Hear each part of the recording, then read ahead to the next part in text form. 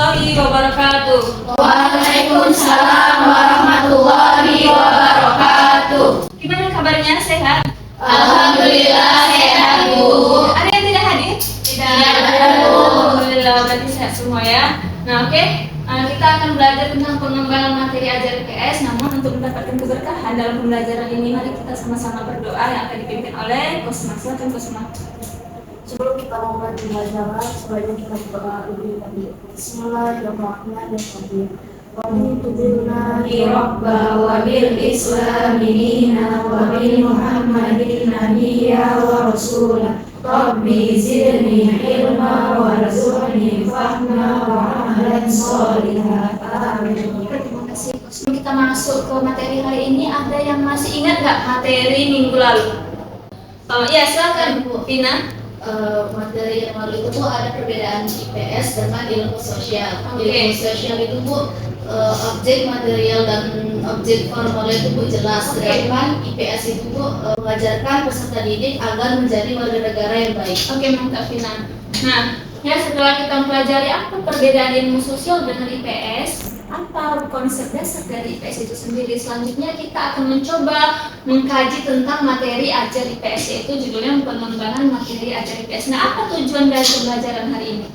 Tujuan pembelajaran hari ini ialah semua mahasiswa yang ada di kelas ibu ini bisa menjelaskan perbedaan materi IPS yang terdiri dari tiga, yaitu materi substansi, materi prosedur, kemudian materi yang berupa nilai. Kemudian tujuan yang kedua yaitu kalian bisa membuat materi ajar IPS, nanti diajarkan di kelasnya ketika menjadi guru atau ketika nanti magang, ya magang 3 nanti ada praktik ajar.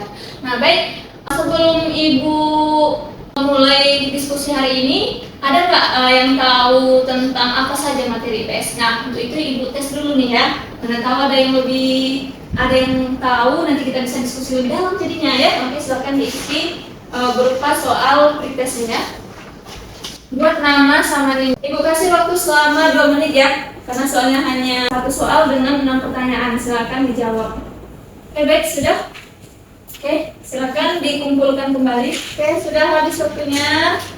Kalau tidak tahu, tidak apa-apa ya. Oh, ternyata masih banyak ini yang belum tahu ya. Ada nih satu orang yang benar, Siti Vivi. Mana Siti Vivi? Oke, dari nomor 1 aja baru 1 orang yang benar. Oke, nanti bisa nih ya setelah pembelajaran ini kita akan mengetahui apa itu materi IPS. Jadi materi IPS itu ada berapa di situ? 3 ya, yaitu materi substansi, materi proses, dan materi nilai. Nah, materi IPS yang berupa substansi ini berupa pengetahuan itu terdiri dari 4. Apa saja di situ? Ada fakta, konsep, generalisasi, teori. Oke, ada 4 ya: fakta, konsep, generalisasi, dan teori. Nah, di dalam materi substansi ini biasanya materi substansi ini bukan fakta 1, konsep 1, tidak ya, tapi digabung. Jadi kita di dalam satu materi itu kita bisa tahu ini fakta, ini konsep, generalisasi, teori, bisa membedakan. Oke, kita coba ya. Mereka pada 17 Agustus. Benar? Benar. Nah, dari penjelasan ibu tadi, apa yang dapat kita simpulkan tentang fakta? Fakta itu berarti apa? Sesuatu yang benar terjadi, ya kan? Fakta itu berupa yang benar adanya, kenyataan yang sebenarnya, ya. Tidak bisa dibolak-balik karena memang itulah kenyataan yang sebenarnya. Dari mana kita tahu itu benar? Bisa dari pengamatan, pengalaman, dan penelitian, ya kan? Kan nggak mungkin langsung dibuat oleh ahli bahwa kita ini terdiri dari 38 provinsi, ya kan? Tapi sudah diteliti memang dan sudah memang kenyataannya 38 provinsi gitu. Paham ya? Nah, jadi tahu ya fakta itu apa ya? Oke, selanjutnya kita konsep, masuk ke contoh konsep. Di situ ada kok ini konsep sosiologi, yaitu ada struktur sosial, konsep struktur sosial. Yang kita ambil yang paling gampang yaitu interaksi sosial. Konsep interaksi sosial.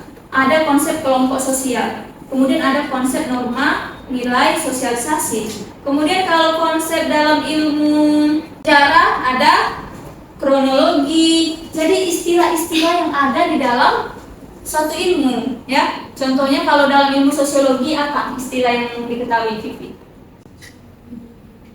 Benar sekali, ada istilah interaksi di dalam ilmu sosial, ilmu sosiologi, yaitu ilmu sosiologi ya. Kemudian dalam ilmu sejarah apa yang diketahui Amalia? Konsep atau istilah dalam ilmu sejarah? Sumber ya, sumber data. Kemudian ada waktu juga ya. Dalam ilmu geografi apa istilah yang diketahui Vina? Wilayah ya kan? Ada istilah-istilah. Nah itu dinamakan dengan konsep untuk memudahkan kita dalam memahami suatu peristiwa, objek atau suatu kenyataan gitu ya. Nah jadi sudah tahu beda fakta dengan konsep? Sudah ya? Kalau gitu apa tadi konsep? Nah silakan, siapa namanya? Nah Naila, apa itu konsep Naila? Konsep yang dibutuhkan adalah menyatakan ada. Benar. Kemudian penamaan dari suatu istilah ya, penamaan dari fakta tadi. Kan untuk menyebutkan sesuatu nggak mungkin kita sebutkan semuanya, cukup kita sebutkan konsepnya saja gitu ya kan. Misalnya nggak mungkin ibu mau menyebutkan meja, ibu bilang benda yang kakinya tolong dulu ambil ibu di benda yang kakinya 4 kemudian warnanya putih, nanti kan bingung ya kan mencari-cari. Coba ibu sebutkan satu aja konsepnya, namanya apa? Meja. Maka kalian akan tahu di meja, ini meja gitu ya.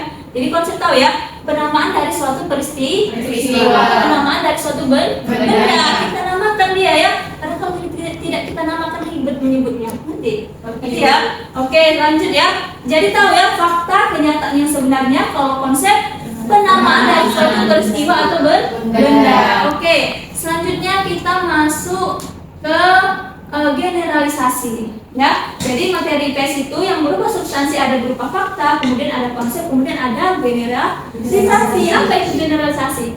Hukum sebab akibat ya. Karena ini terjadilah ini. Contohnya, kalau manusia tidak makan maka dia akan mati, benar atau tidak? Benar ya. Jadi hukum sebab akibat itulah generalisasi. Apa kalau dalam IPS? Contohnya dalam ilmu ekonomi nih ya kan. Kita di IPS ada bahas tentang kebutuhan misalnya. Kemudian ada kita masuk dalam materi kebutuhan itu tentang teori ekonomi, yaitu teori permintaan. Ternyata menurut generalisasi dari teori, salah satu contohnya, semakin tinggi permintaan terhadap suatu barang, maka harganya akan semakin naik.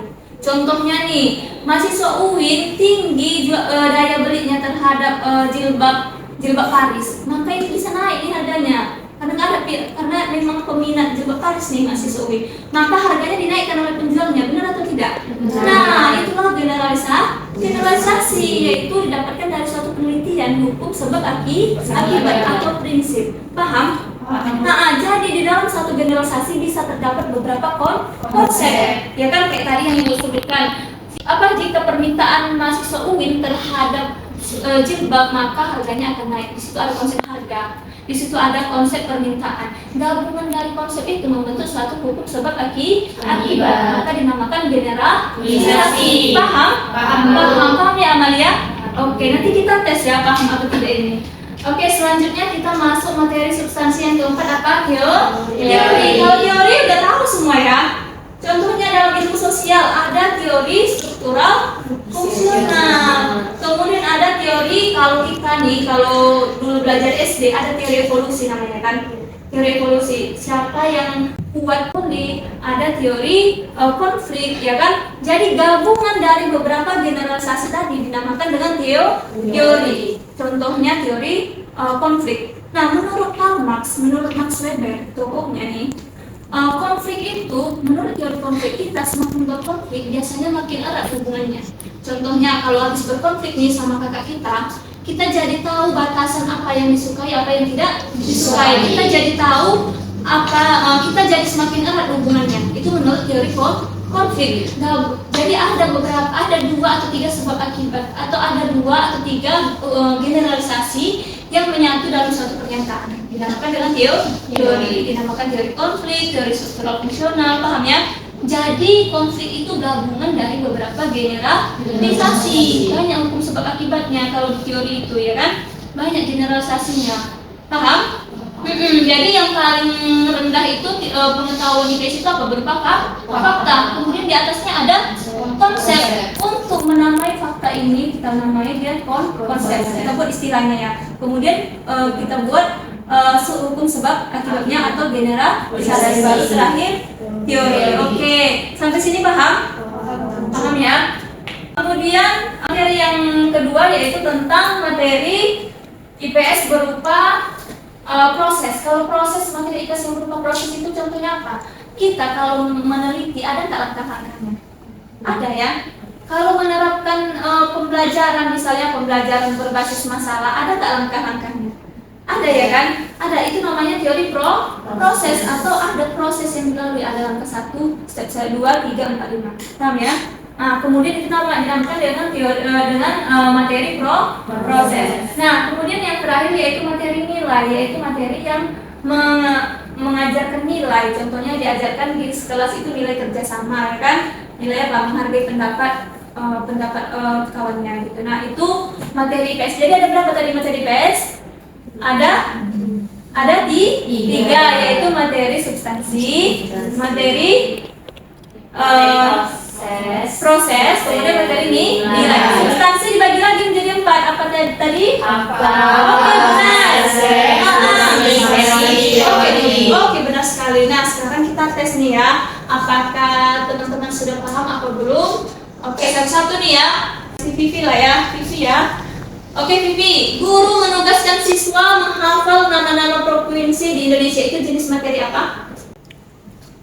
Siapa yang tahu? Oke, silakan. Oke, benar sekali. Fakta ya.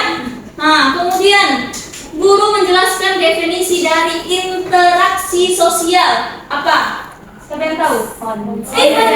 Benar sekali konsep ya. Kemudian ada pernyataan ketika harga barang naik maka permintaan akan barang tersebut akan turun. Ketika barang naik maka permintaan barang tersebut akan turun. Kalau naik satu harga maka turun permintaan orang, nggak mau lagi orang beli ya kan? Nah, itu apa itu? Angkat tangan lah ya, jangan proyekkan. Kemudian pernyataan dari Karl Marx yaitu tentang teori konflik, bahwa konflik antara kelas sosial adalah sumber perubahan sosial dan revolusi. Ada di situ yaitu pendapat tokoh ya Karl Marx. Teori apa itu? Teori konflik. Nah, jenis materinya apa? Teori. Oke ya, sudah kita jawab 4. Sekarang kita mulai satu-satu lagi nih ya. Guru menjelaskan definisi dari sosialisasi. Definisi dari sosialisasi materi apa? Oke, benar.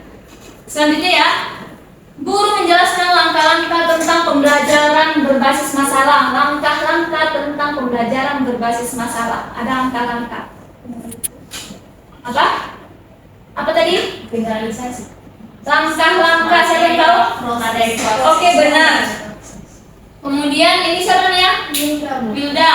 Guru menjelaskan peristiwa sejarah penting di Indonesia. Menjelaskan peristiwa.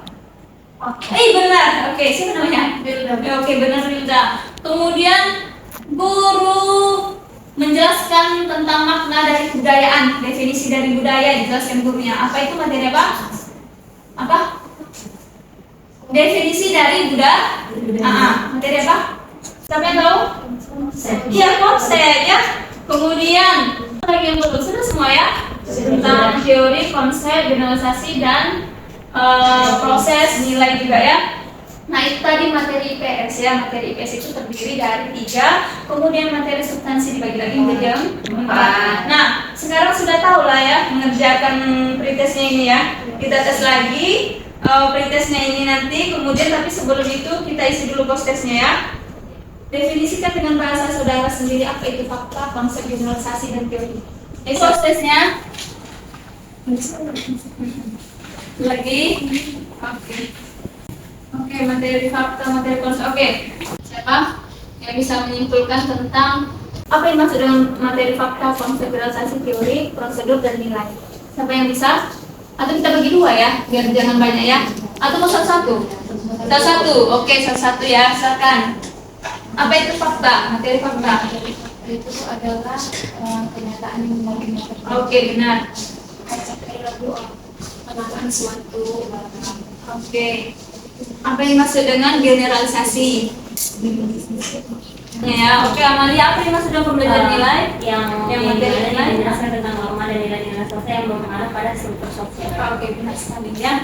Jadi hari ini cukup sampai di sini. Saya akhir dengan Assalamualaikum warahmatullahi wabarakatuh. Waalaikumsalam warahmatullahi wabarakatuh.